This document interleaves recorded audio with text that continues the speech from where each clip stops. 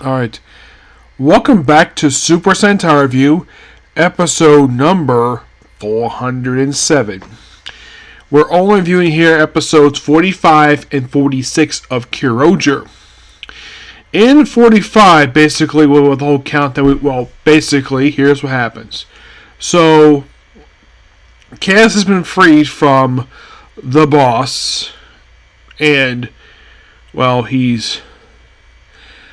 course, we have sort of like his prehistoric form, fighting Torin with the Brachiosaurus sword, and doesn't do too well. It seems like he destroys that form, but nope, it's a seed, and then we unveil his final form. Now, you might be asking the question, did the final form for this monster, the main villain,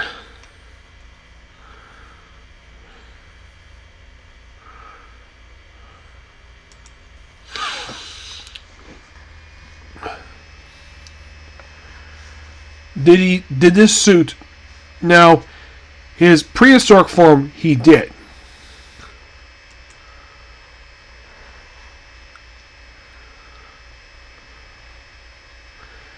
Yeah, prehistoric form, it did appear as like a monster.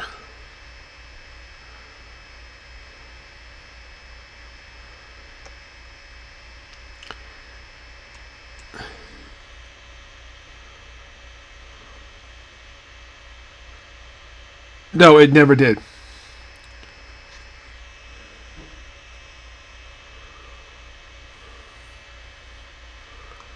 Yeah, basically him Greenzilla.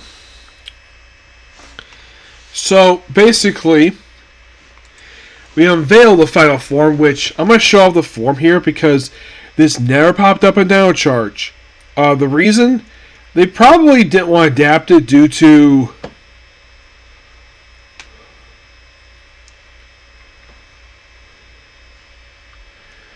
My guess is that, let's see...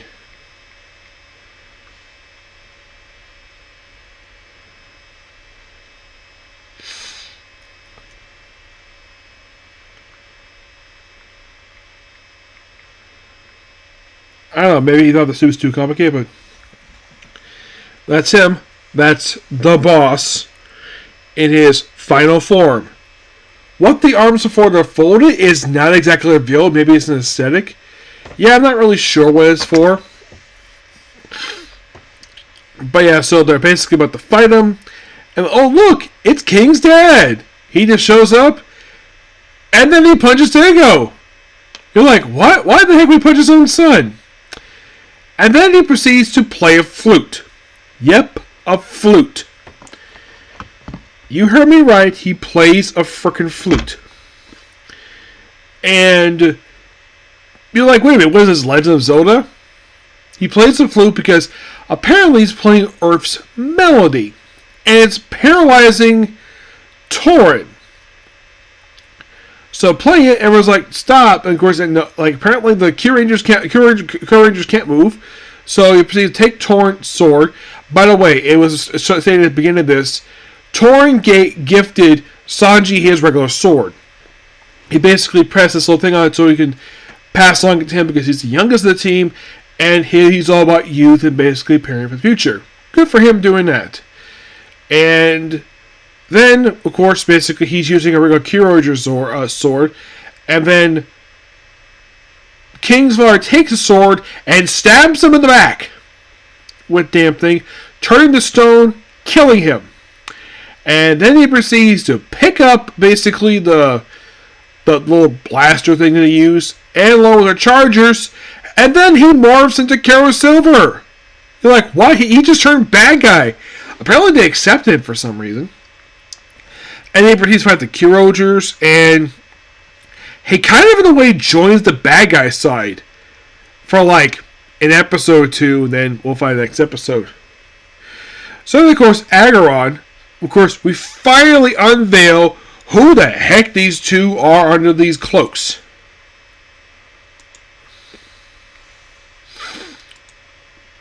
Okay, so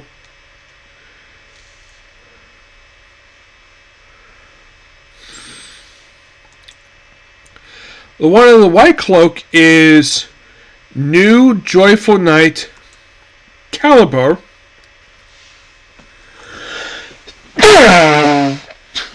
Me. Now you might be thinking, did he pop up in Downcharge? He did. As Screech. And for some reason, basically his role, I think it was just to be be a bodyguard.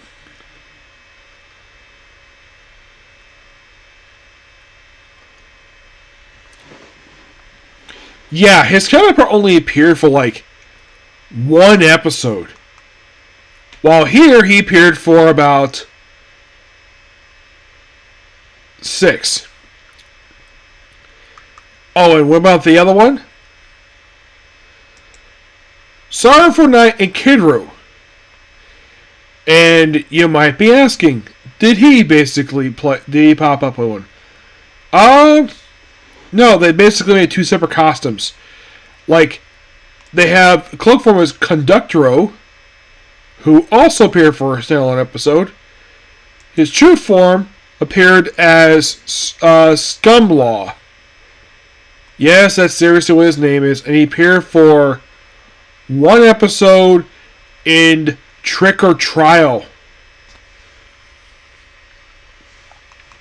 Yeah, it's kind of weird that characters who appeared for a handful of episodes in the Sentai and yet in Power Rangers appear for like a single episode.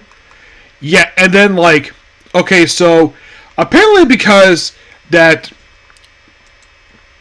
well, Algeron and Candendrilla, apparently they're deemed failures.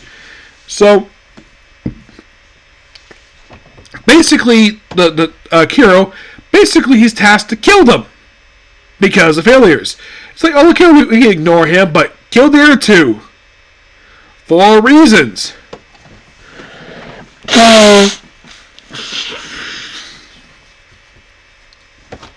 And Daigon himself is okay with this. I think the reason why he's not easy to replace because Yax kind of did his job, surprisingly, really well. So, and of course, it's also that Cassandra basically ran away after the events of the previous episode. She ran away. So then, of course, next episode, he finds her. Of course, he's basically wounded. And basically, you have to run because they have to kill us. And they're running, and just by sheer coincidence, while King, of course, takes on his father for the next episode, this is episode 46, just by sheer coincidence, the rest of the team just happened to come across these 3 while Agaron's playing and trying to murder them. So, of course, they fight them, and, of course, basically, yeah, like, of course, Agaron's like, please help them. It's like, why should we help you? You murdered my best friend. And it's like, yeah, I killed humans. But they didn't. They never did. Which is definitely true. Yeah, they never should have killed. I think they may have beat up some humans, but never killed them.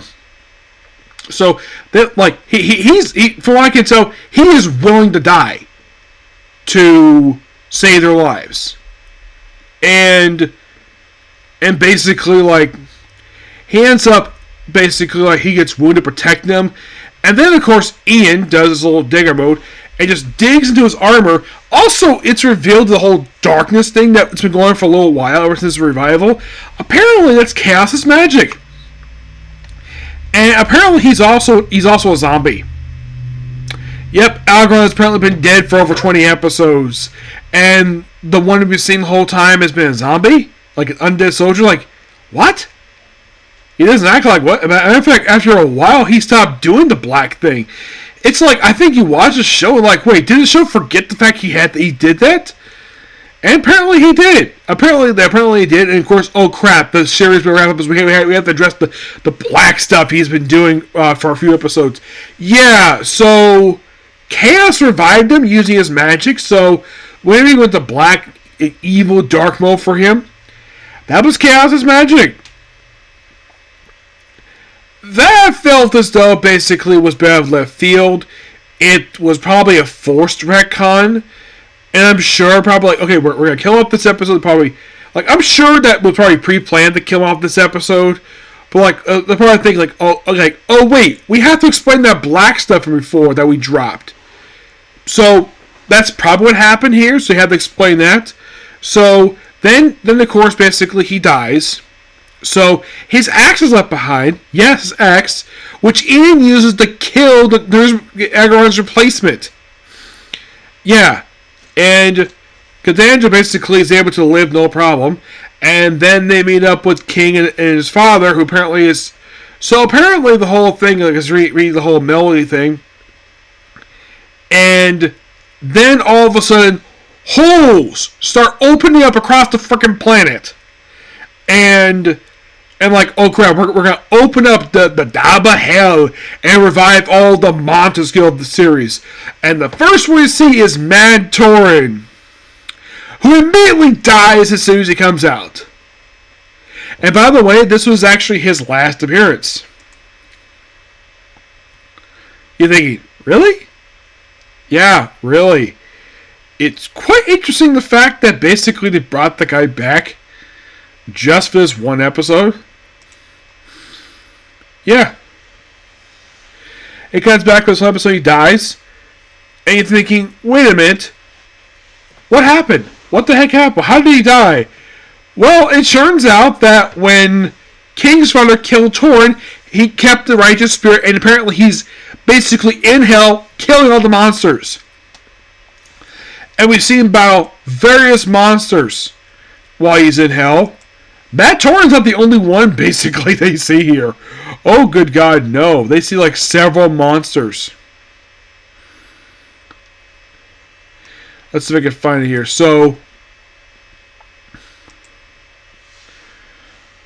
the monsters we see for this one episode, it's not just Mad Torin who returned for this episode. Let's see.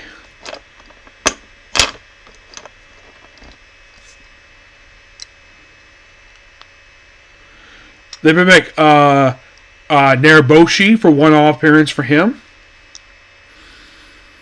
Let's see. Tyron, which is one of Chaos's monsters. Kurt with Elda's monsters. And that's it. Also, for some reason, the Grunts have been absent since episode 43. They did return for the last couple episodes, but they've been absent for some reason. Not sure why. The Chimera, basically, they've been... Well, I think they have been kind of appearing. But it's like, it's not credited anyways, but... It is quite interesting the fact that they bring these characters back for these episodes. And... Like, we're going to see more monsters pop up. But he's like eliminating in hell, which is an awesome moment to see. And I'm definitely looking forward to the remaining 2 episodes of the series. Yeah, looking forward to it. Now, is in fact most of the characters' appearances up to this point? Most of them, yes. But next episode, oh boy, we're gonna see some big changes for the series for the last couple episodes. But all in all, great episodes. I personally love these episodes. They are so awesome. Yep. So yes, that's pretty much it particular review. Please be sure to like, comment, subscribe, turn notifications, and do not hit the like button. Well, next up basically is going to be, well, I would have time in the video, but I'm sadly going to save for tomorrow. Oh, by the way, before I end this video here, 2 things. Number 1, Torin is actually the first Ranger to die, and to kind of in a way stay dead.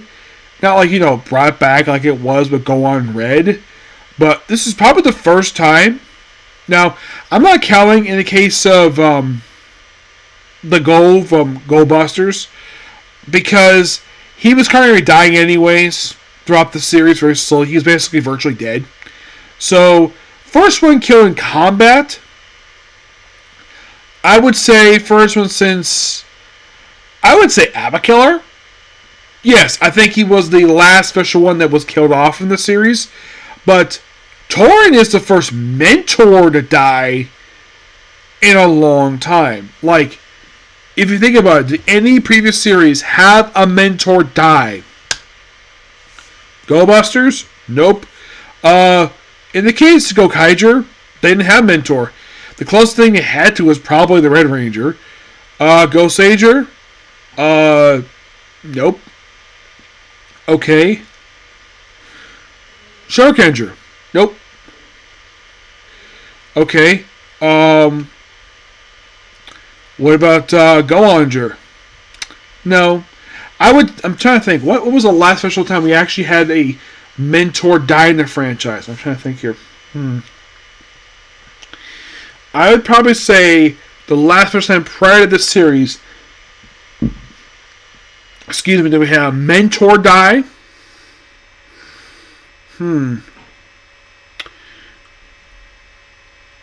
Off the top of my head, I think the last official one we actually kind of had a mentor die, from what I can tell, I think was probably Kyoryuger. Though that was very mentor. I would say probably you could think of like, he was a recurring character. He wasn't necessarily a main character. I'm trying to think who was the last official one. I would probably say it probably happened Dive Ranger. Yes, that was the last official time I could think of. We had a mentor die toward the end of the series during the final episodes. But at this point, you're thinking, okay, so Agon's gone. One of the two replacements is gone. So who's left? Well, it can't be Cassandra or Canera or Lakiro because they have defected. But currently members of the army itself, it's just the boss, Chaos, Daggerod, Elgon, and the new Joyful Knight. Roughly 5 more villains. So technically we eliminate 2 villains in one episode, which is quite nice. Yeah, it's like, okay, so you could kind of think of these episodes, even though I'm sure probably it's not listed as Endgame, but yeah, it feels like an Endgame. Because always happens during Endgame that, yeah, this is the time to kill off the villains. Because we're about to have a series, so let's kill off all the villains, as many as we can. Now, you'd be probably thinking, like, what was probably the only series... Now, of all the series I've watched, only technically 2 where this happened, where, like, by the time the series ended, of the main villain group, like, only 2 managed to survive mostly intact. And that was basically Zyuden and, believe it or not, Kyoryuger. Yes. Because normally the way Sentai works is that by the end of the series, for the villain faction, unless they defect, they all get killed off pretty much by the end of the series. There might be like 1 left as a leftover set for a team up, but mostly they all get killed off anyways. I mean, a good example of this is probably Lightman. But by the time you get toward the end of the series, you have like about 10 villains. Like, way too much. And that's probably the reason why they had, to date, probably the longest Endgame mark I have ever seen. Take up 9 episodes. This was only 4, surprisingly, which is probably the shortest I've seen in a while, because normally put Endgame marks, you just take up about 5 episodes. You could say that 44 was the start of the Endgame arc, but I would say that's more a prologue to it, and that leads into the Endgame. I'd say 45 begins it because that's when you kill off characters. At this point, anyways. Yep. But yeah, so... Oh, one more thing before I end the video. I'm going to announce this here because I may forget to announce it tomorrow, but my next Sentai series. I have decided that instead of going to like Kyoryuger next, so that would be the next obvious one, but I'm actually going to jump ahead 9 years after this one to a series that actually started last year. Yes, I'm actually going to do a recent Sentai. Not one that's currently airing. Boom Launcher is going to handle an point. But the very next Sentai I'm going to do, this of course after I do a Metal Hero series and a Commodore series, will be... Wait for it. Kyoryuger. Yep. And there's actually a reason why I'm going to review it when I get a chance to talk about it, because there's a specific reason why I picked this one next. And I've also heard this one's really good. Yeah, really good. So, until you see you all in my next video, which will be tomorrow, bye.